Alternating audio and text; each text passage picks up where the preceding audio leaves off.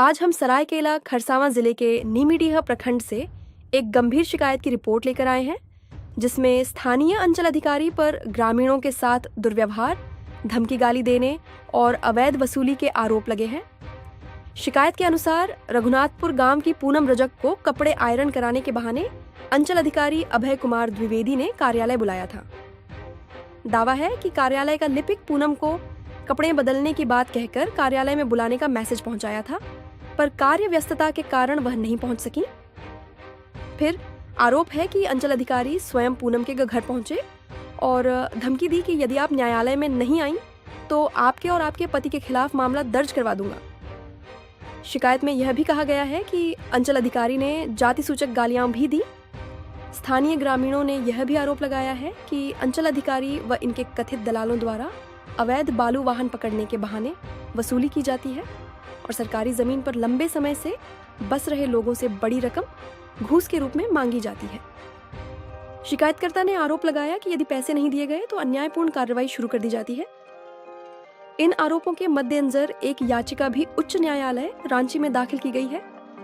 वकील गंभीर महतो ने माननीय उच्च न्यायालय रांची में WPC 7271/2026 नंबर की याचिका दिनांक 19 जून 2026 को दायर की है, जिसमें इन घटनाओं व दुरुपयोग की शिकायत शामिल है।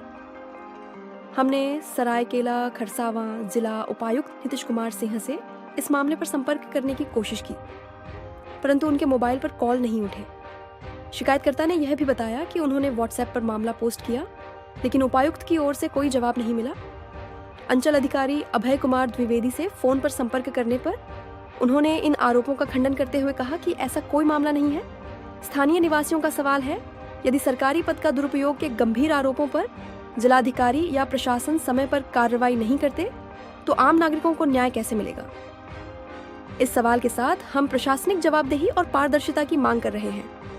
हमने इस रिपोर्ट में दोनों पक्षों का बयान लेने का प्रयास किया है, शिकायतकर्ताओं के आरोप और संबंधित अंचल अधिकारी का खंडन और प्रशासन से स्पष्टीकरण का अनुरोध भेजा है।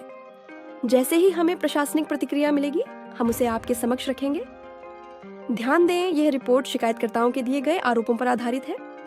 नमस्कार, मैं रघुनाथपुर से पूनम रजक बोल रही हूँ जी। हमारी छोटी सी धोबी धुलाई की दुकान है, उसी से हमारा गुजर बसर होता है।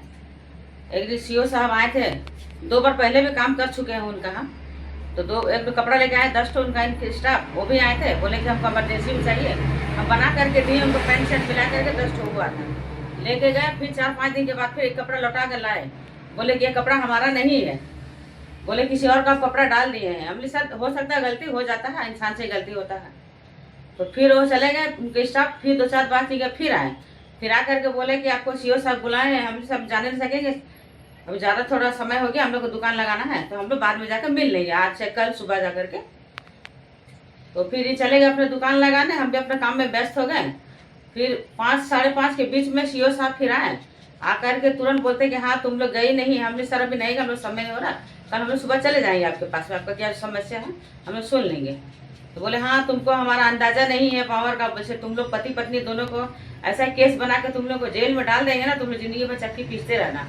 मेरा कीमती इतना कपड़ा था, तुम लोग कपड़ा का व्यापार करती हो, तुम लोग बेच के खाती हो, यही सब तुम लोग का धंधा है, तुम लोग धंधा करती हो और तुम लोग का जाति यही है। इसी प्रकार का मतलब गाली गलौज हमसे कर रहे थे ऊंची आवाज में, और हम उनके सामने बहुत गुहार लगा रहे थे कि सर ऐसा मत कीजिए, देखिए हम लोग गरीब आदमी, हम लोग का गलती क्या है जो आप बोले कि अब दोनों को केस में घुसा देंगे। हम बाल बच्चे जा रहे हैं, हम लोग गरीब आदमी नहीं कमाए तो हमारा बाल बच्चा खाएगा।